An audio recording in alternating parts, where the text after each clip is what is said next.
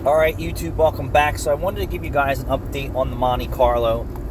That one tuner declined it and said it was a fire hazard, and I agree, even though it didn't catch on fire. It could have caught on fire. And I did identify maybe two potential fire hazards. One was boosted vehicles with cups for injector spacers don't work too well.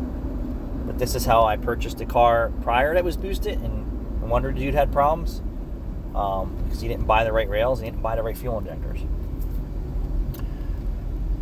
So after I kind of identified that issue, I did put the tall injectors in and then bought the right fuel rails and bought the right adapters so I can use any different injector size without spacer cups, which are a fire hazard. He was right. I definitely wouldn't want my car burning down his building or burning down him or his shop. So that was resolved. So I couldn't get my regular tuner. You know, you're throwing money at these guys, and you couldn't get them to, I don't know, one was moving and it's taking longer to set his shop up. The other one said it was a fire hazard. The other one's a friend of mine who has his own personal dyno, just couldn't commit to set, time for me to get on his dyno, whatever. So Jude found a guy that doesn't have a dyno that does street tunes. I'm like, you know what? I'm okay with a street tune. So since then, put new spark plugs in for him, fresh oil change, went over the car, already upgraded the fuel rails and all that stuff, made sure there was antifreeze in the air-to-water tank because winter is here. And I drove it to his house, and I've left it there a couple weeks. We weren't sure of the injectors in there, even though they were in a 210 frame long injector. But when I purchased them, they were reworked for 1500 cc's, and that's 10-12-year-old technology. He advised me that, hey, he's not sure on the injector data. I respect that. I said, hey, dude, whatever you want to do, it's your tune. I don't care. Just want it right. And he said, hey, here's the injectors. I want to put these new XXX in from Injector Dynamics. They are $200, a little over $200 a piece. It was $2,000 for the injectors for 8 of them. And I said, just order what you want.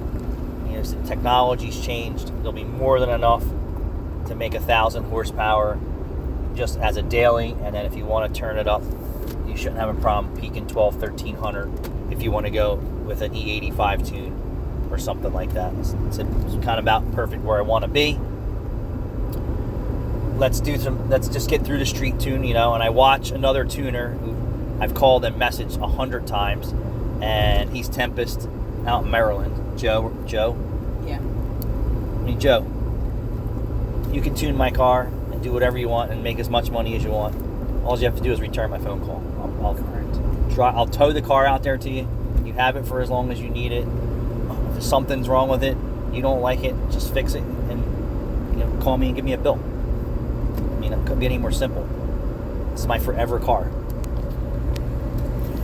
So, even I tried to get Joe from Tempest Racing to tune my car, to no response. April's called, I've YouTubed him, I've left him messages, to nowhere. He's making so much money, he's so famous that he doesn't have time for anyone else. Whatever. So I have this guy who's doing it in Berlin. He's going to do a street tune. And he called me yesterday and texted me first and said, hey, I need to talk to you. Everything's moving along fine. There's no issues. I'm working on cold start, hot start, and it's cold in New Jersey. I said, yeah, that's fine. I want to be able to start my car. And I was starting it on 40-degree days before he got it, and it started fine. It was just way too rich. And then hot starts, it just didn't want to start. And then drivability, part throttle on low boost, whatever boost it was on. It was definitely on the gates because there was carbon coming out of the gates. It was a complete monster, but it was still too rich. So he's working on cold starts, the hot, heat soak, and those issues, for your daily driving, because that's primarily what I'm going to do is daily drive this car.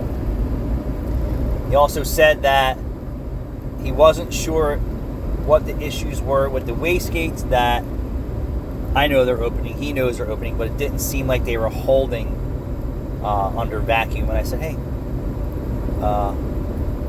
whatever you need to do. I said, I do think that I did run all new plumbing to the gates. I said, but just double check it, and if you need new gates, order it and put them on. You know? Keep it moving. You don't need to call me for everything. Just keep it moving, because I just want to smoke test the lines, and I want to do this. I want to do this. All right, go ahead, do what you got to do.